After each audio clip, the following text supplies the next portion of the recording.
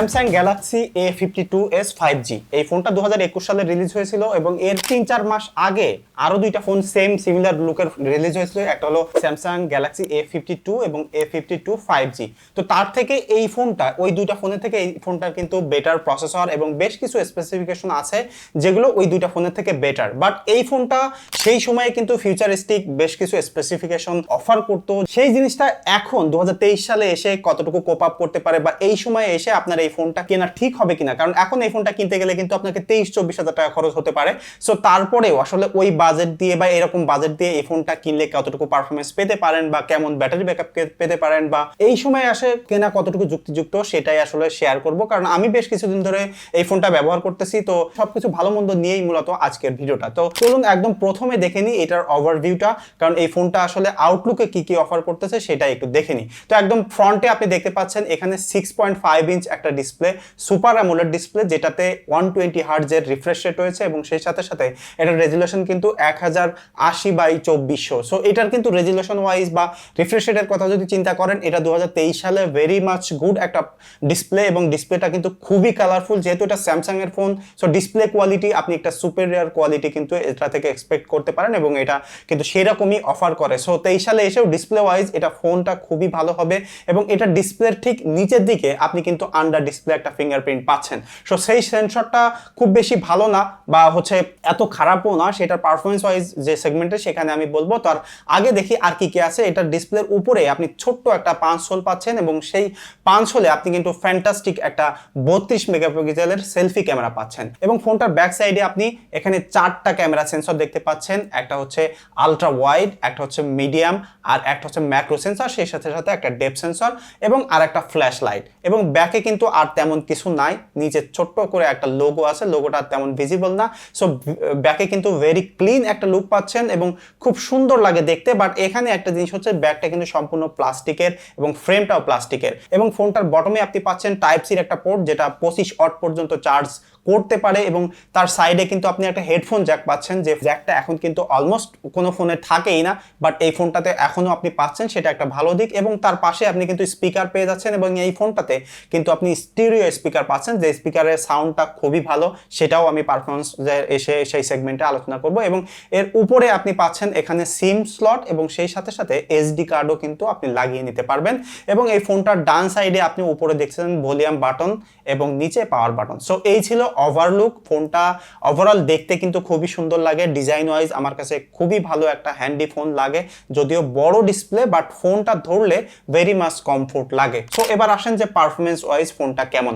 Performance wise যদি আপনি দেখেন তাহলে এটার প্রসেসর, এটা স্ন্যাপড্রাগনের 778G 5Gর একটা প্রসেসর এবং এটাতে আপনি 4GB 8GB 6GB ভেরিয়েন্টের র্যামের ভেরিয়েন্ট পেয়ে যাবেন এবং এই সাথে সাথে 128GB এবং 256GBর মডেল পাবেন। তো আমি পার্সোনালি যেটা রিভিউ করতেছি বা ইউজ করতেছি এটা হচ্ছে 128GBর ভেরিয়েন্ট এবং এটা অসম পার্পল কালার। এটাতে আপনি 4টা কালার পেতে পারেন, একটা অসম হোয়াইট আছে, ব্লু আছে, তারপর হচ্ছে ব্ল্যাক আছে এবং পার্পল আছে। সো এই 4টা কালারে আপনি ফোনটা পেতে পারেন এবং এটার পারফরমেন্স কিন্তু দুর্দান্ত। তার কারণ হচ্ছে এটার যে হার্ডওয়্যারের কম্বিনেশন সেটা কিন্তু মানে মাইন্ড ব্লোয়িং। এটাতে আপনি যে প্রসেসরটা পাচ্ছেন যথেষ্ট পাওয়ারফুল একটা প্রসেসর এবং সেই সাথে সাথে এটা যে 6.5 ইঞ্চ সুপার অ্যামোলেড ডিসপ্লে সেটা কিন্তু 120 হার্টজ। তো সব মিলিয়ে এই ফোনটা এত স্মুথলি চলে সেটা আসলে আমি আপনাকে ভাষায় প্রকাশ করতে পারবো না। এটা ইউজ করতে গেলে কোনো প্রকার ল্যাগ থাকেই না এবং সুপার স্মুথলি চালানো যায়। যেহেতু এখানে One UI চলতেছে, Android 13 চলতেছে, সব মিলিয়ে ফোনটার একটা বেস্ট কম্বিনেশন এবং ভেরি পাওয়ারফুল একটা ডিভাইস এটাকে বলা যেতে পারে। এবং আপনি যদি ডেইলি লাইফে ইউজ করেন তাহলে আপনি সুপার স্মুথ পারফরমেন্স পাবেন। এবং এটা দিয়ে আমি অ্যাসফল্ট 8 গেম খেলেছি, ইনটু দ্য ডেড খেলেছি, মোটর রেস খেলেছি, আরও বেশ কয়েকটা গেমস খেলেছি। সো সব গেমগুলো স্মুথলি চলতেছিল, কোনো প্রকার হিটিং ইস্যু আমি পাইনি। এবং আমি যদি মোবাইল ডাটাও ইউজ করেছি তাইলেও কোনো প্রকার হিটিং ইস্যু পাইনি।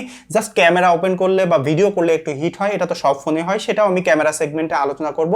বাট এই পারফরমেন্স এসে আমি যদি ফোনটার কথা বলি, পারফরমেন্স কেমন, দুর্দান্ত একটা পারফরমেন্স এই ফোনটার মাধ্যমে আপনি পেয়ে যেতে পারেন। এবং ডেইলি লাইফে যত ধরনের কাজ আছে এবং আপনি যদি হেভি ইউজও করেন দারুণ পারফরমেন্স পাবেন। মেইনলি এটার যে রিফ্রেশ রেট এবং এটা যে প্রসেসর এবং র্যাম সব কিছু মিলে দারুণ একটা কম্বিনেশন One UI এর সাথে।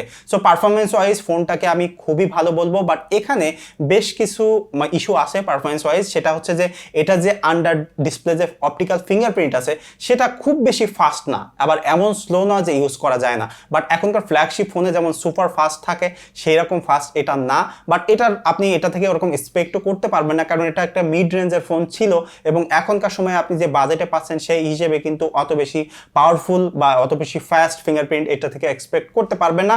এবং সেই সাথে সাথে এটাতে কিন্তু ফেস লকটা আছে, বাট ফেস লকটা আমি এত স্লো, এত ল্যাগি, এত মানে ইউজলেস পেয়েছি মোস্ট অফ দ্য টাইম। এটা একটু লো লাইট হলে ফেস ডিটেক্ট করতে পারে না, সো ফেস লকটা ইউজ করার প্রয়োজন হয় না এমনিও। তারপরে আমি বললাম যে ওই ফেস লকটা অত বেশি ভালো নয়। এবং এটার আরেকটা ভালো দিক সেটা হচ্ছে যে এটার যে উপরে 6.5 ইঞ্চ সুপার অ্যামোলেড ডিসপ্লে পাচ্ছেন সেই ডিসপ্লেটা কিন্তু দারুণ কালার প্রডিউস করে, এবং যেহেতু স্যামসাং একটা বেস্ট ডিসপ্লে তারা প্রডিউস করে, এই ডিসপ্লেটাও ভেরি মাচ কালারফুল এবং সুন্দর ক্লিয়ার একটা ডিসপ্লে আপনি এটার মাধ্যমে পাচ্ছেন। এবং এটার আরেকটা মজার ব্যাপার হলো এটা যে পাঞ্চ হোল সেটা কিন্তু খুবই ছোট একটা পাঞ্চ হোল, যে কারণে এটা দিয়ে যদি আপনি মিডিয়া কনজাম্পশন করেন, ভিডিও দেখেন বা গেমস খেলতে চান তাহলে কিন্তু দারুণ খেলতে পারবেন, দারুণ মজা পাবেন, কারণ আপনি লিটারালি ভুলে যাবেন যে এখানে একটা পাঞ্চ হোল আছে, কারণ এটা খুবই ছোট।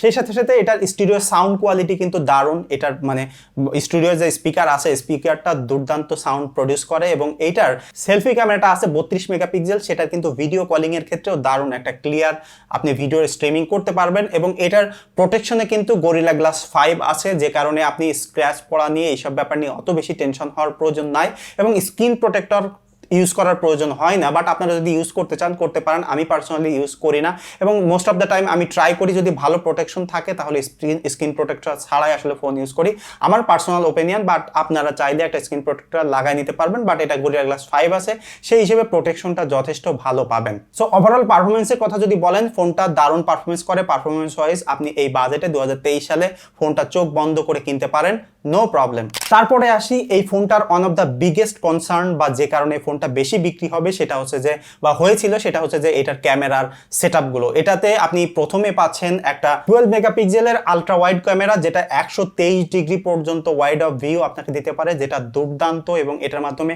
খুবই ভালো ফটো আপনি ক্যাপচার করতে পারবেন। তারপরে আপনি 60 মেগাপিক্সেলের একটা মেইন সেন্সর পাচ্ছেন, যেটাও আসলে দারুণ ফটো ক্যাপচার করে, সেটা আমি পরে দেখাচ্ছি স্যাম্পল সহ।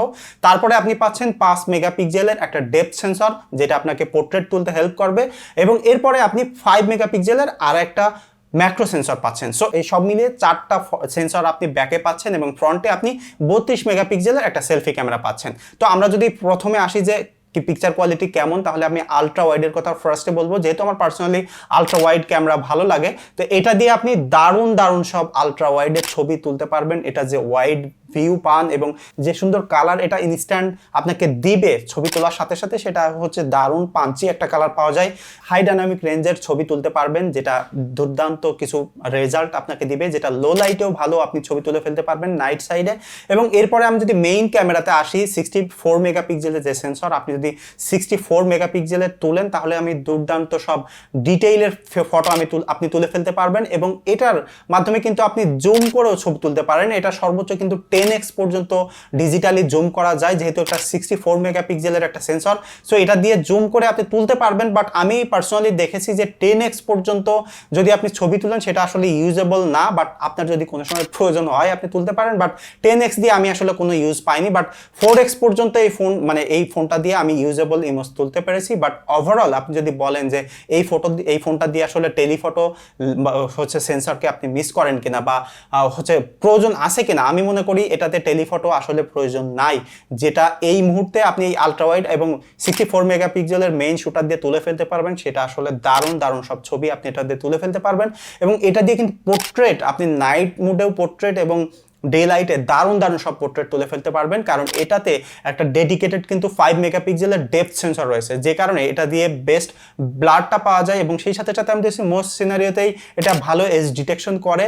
ভেরি ফিউ কেসেস যেখানে এটা ভালো এজ ডিটেকশন করতে পারে না, বাট সেগুলো আসলে কনসার্নে নেওয়া যাবে না এই বাজেটে এরকম সেগমেন্টের ফোনে। বাট ওভারঅল যদি বলেন আলট্রা ওয়াইড, মেইন শুটার এবং হচ্ছে এটার পোর্ট্রেট, তাহলে আমি বলবো ভেরি স্যাটিসফাইং ফটোশ্যুট আপনি এটার মাধ্যমে করে ফেলতে পারবেন। এবং এটাতে স্পেশাল যে ফিচার সেটা হচ্ছে ম্যাক্রো সেন্সর। সো ম্যাক্রো সেন্সরটা আমি পার্সোনালি তেমন বেশি ইউজফুল মনে করি না, এবং খুব কম সিনারিও আছে যেখানে লাগে, বাট ম্যাক্রো দিয়েও কিন্তু আপনি বেশ কুল কিছু ফটো তুলে ফেলতে পারবেন। কয়েকটা ছবি তুলেছি যেটার স্যাম্পল আপনি দেখে ফেলতে পারেন। সো আপনার যদি ন্যাচারাল এবং ম্যাক্রো ওয়ার্ড বা ম্যাক্রো ফটোগ্রাফির আপনার পছন্দ হয়, সেটা জন্য এই ফোনটা বেস্ট হবে। এবং সেই সাথে সাথে পোর্ট্রেটের জন্য, আলট্রা ওয়াইড বা মিডিয়াম শুটারের জন্য কিন্তু এটা দারুণ একটা ক্যামেরা হতে পারে। এবং এটার ফ্রন্ট ক্যামেরার কথা যদি বলেন, সেলফি ক্যামেরার কথা, তাহলে আমি বলবো দুর্দান্ত একটা সেলফি তোলা যায় এই ক্যামেরাটা দিয়ে। 32 মেগাপিক্সেলের একটা সেন্সর, সেটা দিয়ে আপনি দারুণ পোর্ট্রেট সেলফি তুলে ফেলতে পারবেন, নাইট মুডে, ডে লাইটে, এবং সব মিলিয়ে দারুণ একটা সেলফি ক্যামেরা। এবং তো এই ক্যামেরা সেটআপ দিয়ে যদি ভিডিওর কোয়ালিটিতে আসি, তাহলে বলবো যে ভিডিও আমাকে খুব বেশি স্যাটিসফাই করতে পারেনি। এটার ফ্রন্ট এবং সেলফি ক্যামেরা দিয়ে টোটাল আপনি 4K 30 ফ্রেম পর্যন্ত শ্যুট করতে পারেন সর্বোচ্চ। সো সেই ভিডিও কোয়ালিটি মোটামুটি ভালো ছিল, ইউজেবল ছিল। বাট এখানে আমার মেইন যে ডিসস্যাটিসফ্যাকশন যেটাতে আমি হয়েছি, সেটা হচ্ছে স্টেবিলাইজেশন ভালো ছিল না, অত বেশি স্টেবিলাইজেশন ভালো না। সো ওভারঅল ভিডিওর কোয়ালিটির কথা যদি বলেন, ভিডিওর resolution 4K 30 frame more than enough for me. আমার কাছে এর বেশি আর প্রয়োজন হয় না।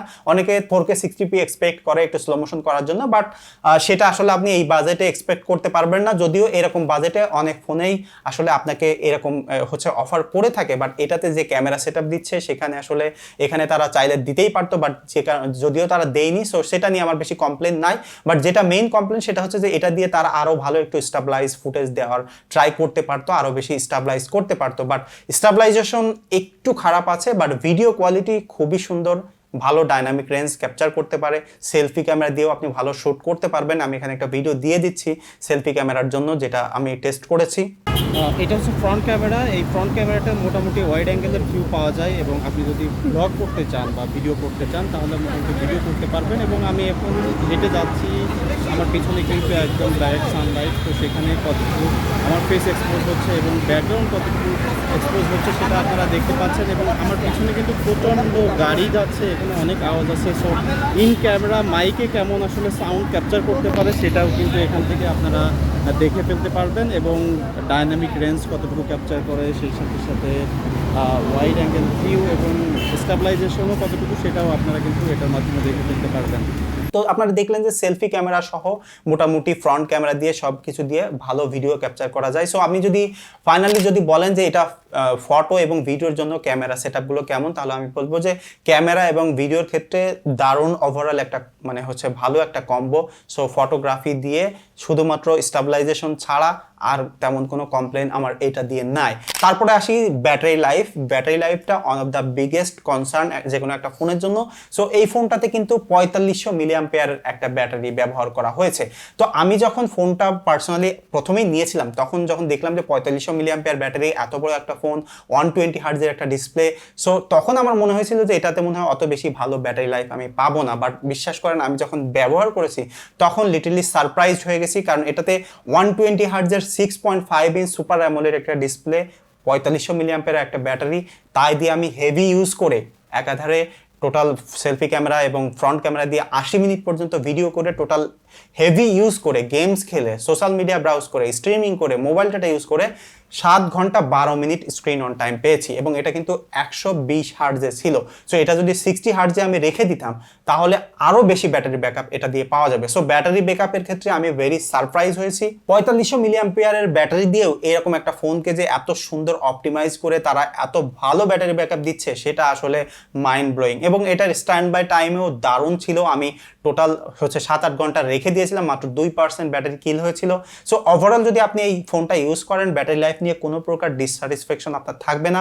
দারুণ ব্যাটারি ব্যাকআপ পেতে পারেন। আপনি মোটামুটি হেভি ইউজ করলেও একটা ডে লং ইউজ করতে পারবেন। এবং যদি আপনি নর্মাল ইউজার হয়ে থাকেন, তাহলে 1.5 দিন 2 দিন ইউজ করতে পারবেন। এবং 120 হার্টজটাকে যদি একটু অ্যাডাপটিভ করা যেত, তাহলে আরও বেশি ভালো হতো। বাট এখানে তারা সেটা ইনক্লুড করেনি। সো সেটা নিয়ে কমপ্লেনও করার কিছু নেই, কারণ এরকম বাজেটে অত বেশি এক্সপেক্ট করা সম্ভব নয়। সো এবার আসি যে ফাইনাল থট, ফোনটা কি 2023 সালে কেনা ঠিক হবে কিনা বা কি কি খারাপ দিক আছে। সো খারাপ দিকের যদি কথা বলি তাহলে এই ফোনটার মেইন যে আমার খারাপ লেগেছে সেটা হচ্ছে যে এটা প্লাস্টিক বিল্ড, অর্থাৎ প্লাস্টিক বডি এবং সেই সাথে ফ্রেমটাও কিন্তু প্লাস্টিকের। সো এটা যদি ইন হ্যান্ড ফিলের কথা বলেন তাহলে আমি বলবো এটা প্রিমিয়াম লাগে, ভালো লাগে, খুবই কমফোর্ট ফিল হয়। বাট এটা ডিউরেবিলিটির কথা চিন্তা করলে আমি ডেফিনেটলি এক্সপেক্ট করতাম এটার ফ্রেমটা অ্যাটলিস্ট অ্যালুমিনিয়ামের হতে, ব্যাক প্লাস্টিকের হলে নো প্রবলেম। বাট এটার মেইন যে ড্রব্যাক বা ব্যাড সাইড আমার যেটা মনে হয় সেটা হচ্ছে যে ফ্রেমটা এবং ব্যাক সাইডটা প্লাস্টিক হওয়ার কারণে।